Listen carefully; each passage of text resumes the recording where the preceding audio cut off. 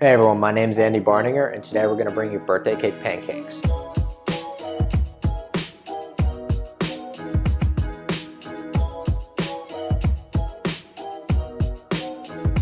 The best part of this recipe is the fact that we're actually using the Myo100 Vanilla Ice Cream. So this is going to replace some of the flour in the recipe, about 50% of the flour, so it's actually going to bring the carbs down but increase the protein. To begin, we're actually going to crack our egg whites. So with a normal pancake, you have a lot of flour in there and some whole eggs, and that helps bind everything together. This recipe, like I said, is going to be higher protein and lower carbs. So part of that base, instead of just using all flour and protein, is we're actually going to use egg whites, and we're actually going to whip that egg white into a meringue. And I'll demonstrate that later on in the video. But to start, what we need to do is actually take the bowl we're gonna whip our egg whites in and simply separate 6 eggs. So when I mean separate, what we're gonna do is separate the whites from the yolks. But you'll see at the end, we're actually gonna reserve 1 yolk. So whites go into the bowl. Try not to drop any shells in there.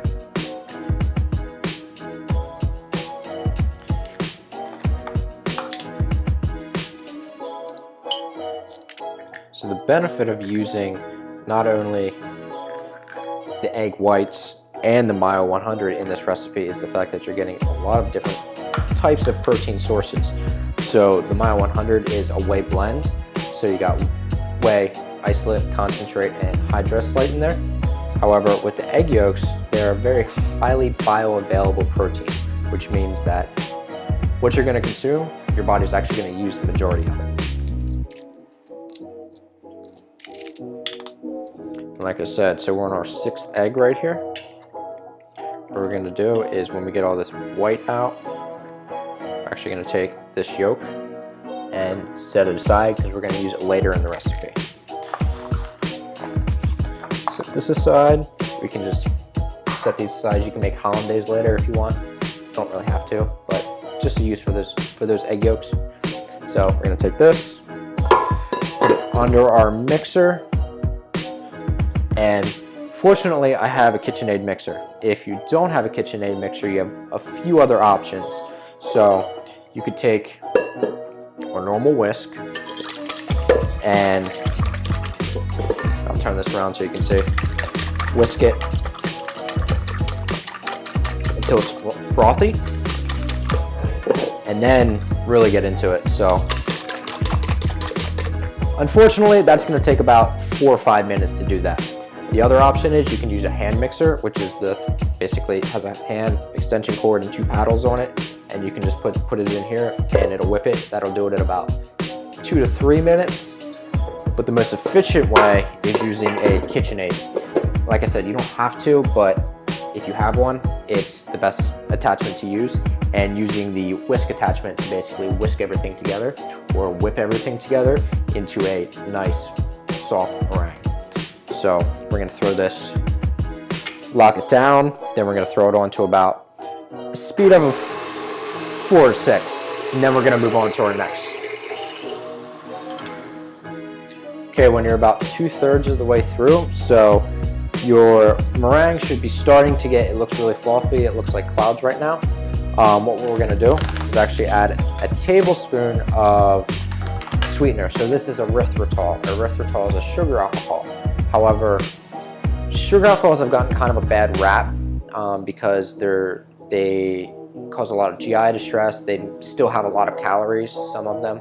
However, erythritol is actually is the best sugar alcohol because it has 0 glycemic impact and it tastes relatively as sweet as sugar. It's about 70 to 80%.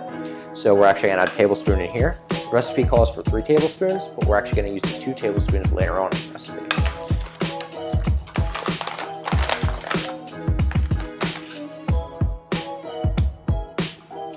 So once you added that, we're going to basically turn it back on for about another minute on high, just to pull everything together, and then we'll move on to our next step. So now that your egg whites have been whipped into a meringue, we're going to move on to our next step, which is blending all of our flours. So I'm going to grab a bowl. Next, we're going to grab 1/4 cup of all-purpose flour. We're going to grab our Myo100. We're going to do a 1/4 teaspoon of salt. We're also going to do a 1/4 teaspoon of baking soda. Sorry, I apologize, baking powder. On that note, what's the difference between baking soda and baking powder? Baking soda is sodium bicarbonate, so it's strictly just a basic molecule. When you put it into a recipe, that recipe normally has an acidic component. So when you add the basic component, if you're looking on a pH scale we're looking at 1 to 14, baking soda is more basic. When you add it to an acidic component, it will react, causing carbon dioxide to be given off and making things rise. Baking powder, on the other hand, is a little bit different because it already has that acidic component in there. Therefore, you don't need any acidity in your recipe because you can just add the baking powder in there. Now that we have our dry ingredients mixed together, which was our protein powder, flour, baking powder, and our salt, we're going to mix together our wet ingredients. So that's going to include cashew milk. We also have vanilla extract and some cream cheese, as well as our egg yolk from earlier. So let me grab a bowl really quickly. So in this bowl, what we're going to do is we're actually going to add our egg yolk. Set that off to the side. We're going to add 1 full teaspoon of vanilla extract. We're going to add 1/3 cup of cashew milk.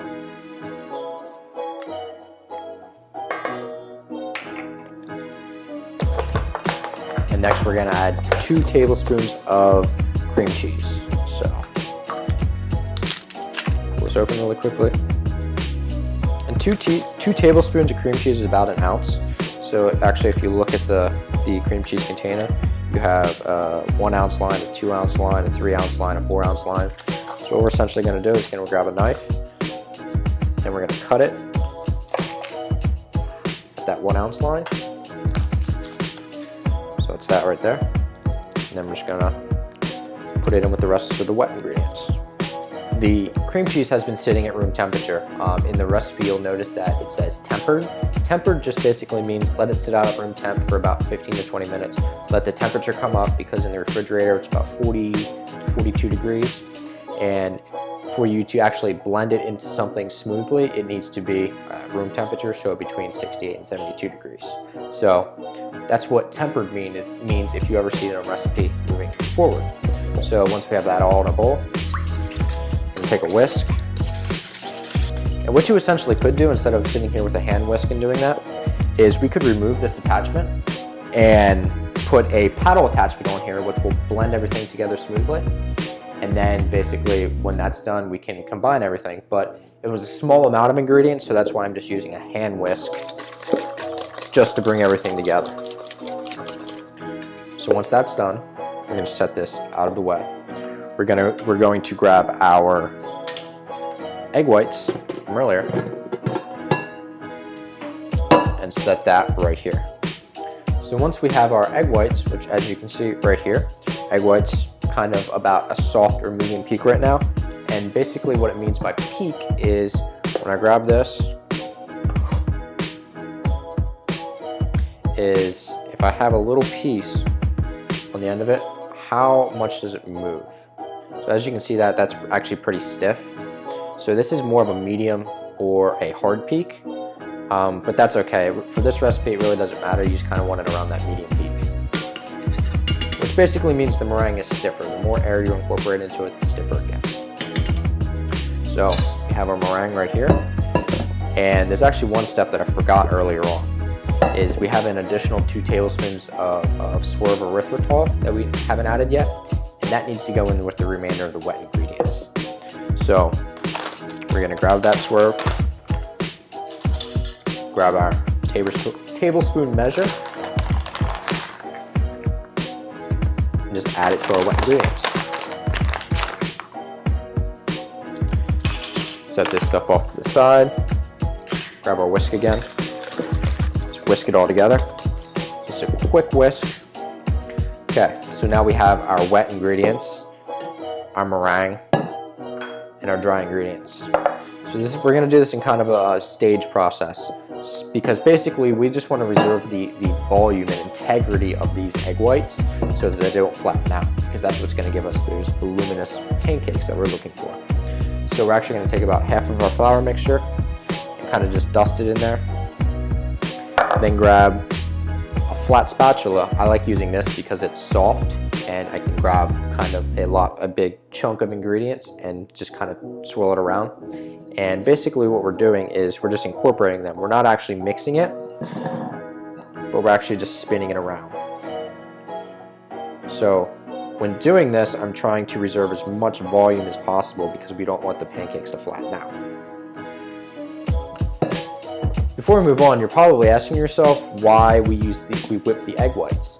And it's mainly because when we pulled out a lot of the flour, because we cut it down by about 50 to 75% from a normal pancake recipe, you lose a lot of the structure. So flour has something called gluten. You've probably heard of it.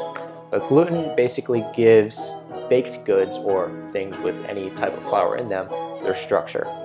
The good thing about egg whites, especially whipped egg whites, is they're all protein. Therefore, that protein is going to add structure back to it. In addition, we did use a little bit of flour in here, so that's just going to add to it. You could essentially make this recipe with no flour at all. I mean, I've made this recipe with coconut flour or maybe a rice flour or a buckwheat flour, flours that don't have gluten in them, and it worked perfectly fine. I just like the regular flour just because it's easy to work with. I know the end result that I'm looking to get, and it doesn't have an off taste like most flours do. So coming back to the recipe, we're going to take our liquid mixture and pour about half of it in there. Once again, we're going to spin it around, trying to reserve as much volume as possible. So once we've gotten those liquid ingredients nicely incorporated in there, we're just going to add the rest of our dry ingredients, the rest of our liquid ingredients, and then we're going to set this stuff aside and move forward.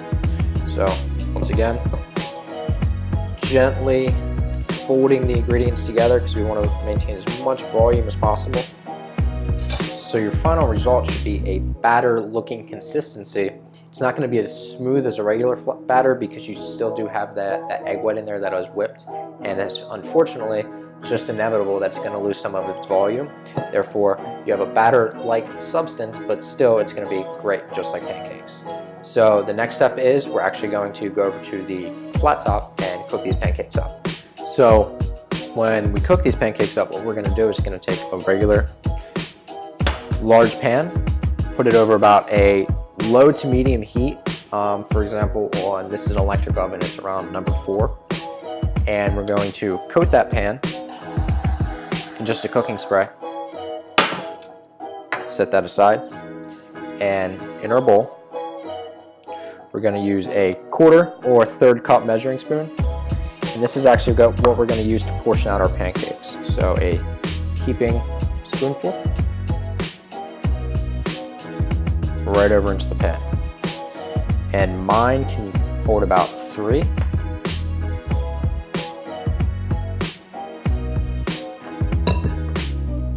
And once your pancakes are in the pan, there's one more step that we have to do, and that's to add the sprinkles. Because remember, these were birthday cake pancakes. Right now, they're kind of just a vanilla ice cream pancake. So with just your normal, regular sprinkles, we're gonna add about half a teaspoon to the top of each pancake. So simply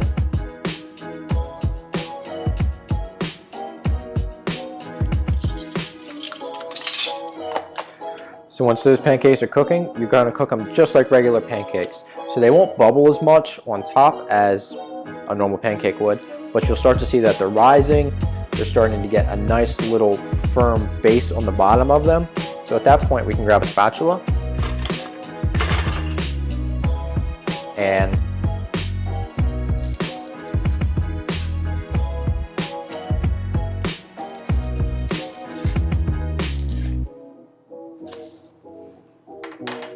So as you can see, you have your birthday pancakes, nice and browned on top, and that's all you need to do.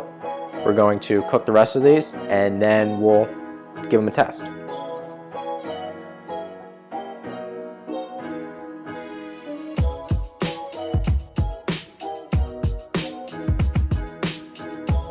So now that our pancakes are done, let's give them a try.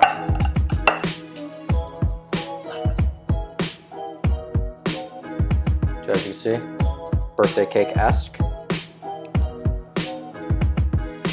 They're nice, they're sweet, they're soft and airy like a normal pancake is, which is interesting because there's very little flour in there. It's really just the whipped egg whites that gives us that softness and that airiness. Just critique this recipe a little bit, throw a little critique in there. I'd probably reduce the cashew milk a little bit. So use 3/4 of a cup. Probably bring that down to about, I don't know, 2 tablespoons, maybe 3 tablespoons. And that would be perfect because from what I'm seeing here is if they may be a little bit too wet, and just reducing that cashew milk a little bit would tighten them back up and give you a nice, perfect pancake. But other than that, they're delicious. I'm very happy with them. Thank you guys for tuning in. My name is Barninger. You can find me at The Performance Chef. Stay tuned for more content from Myotrend.